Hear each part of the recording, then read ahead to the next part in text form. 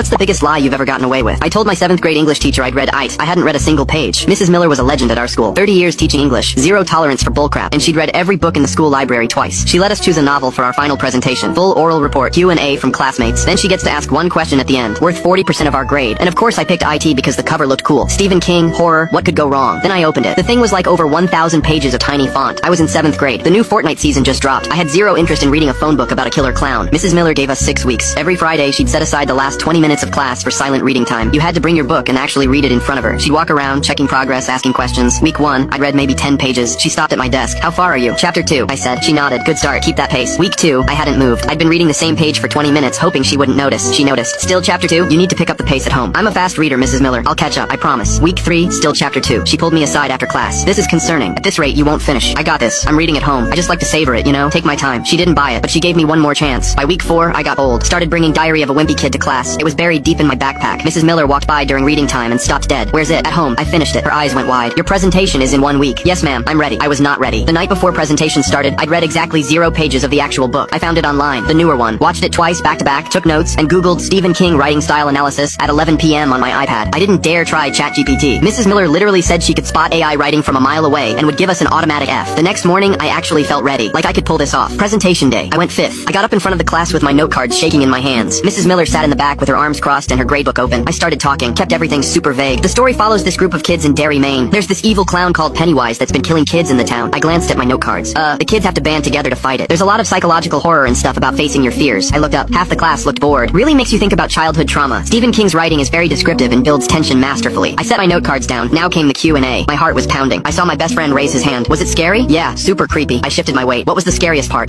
Probably the sewer scenes. Very intense. Someone in the back raised their hand. Would you recommend it? Totally. Couldn't put it down. Well, at least that's what Sarah H. said in her Google review, but I was crushing it. Then I made eye contact with Mrs. Miller. She wasn't writing in her gradebook. She was just staring at me. That look teachers give you when they know you're full of it, but they're waiting to see how far you'll take it. I actually started feeling good. My hands stopped shaking. I pulled it off. Okay, does anyone else have questions? No one raised their hands. Almost home free. Then I remembered. Mrs. Miller always gets the last question. Then I said the words I'd been dreading. Mrs. Miller, do you have a question? Long pause. She closed her gradebook, stood up, walked slowly to the front of the classroom. Everyone went silent. She stopped right in front of my desk. Yes. I was wondering if you could tell us about some of the major differences between the book and the movie. My balls literally dropped through the floor. The room went completely silent. Everyone was staring at me. She knew. She absolutely knew. And she just trapped me in front of the entire class. I stood there frozen. My brain was screaming. I had 2 options. Admit I didn't read it and fail, or try to make something up and fail worse. And it hit me. The dumbest, most beautiful idea I'd ever had.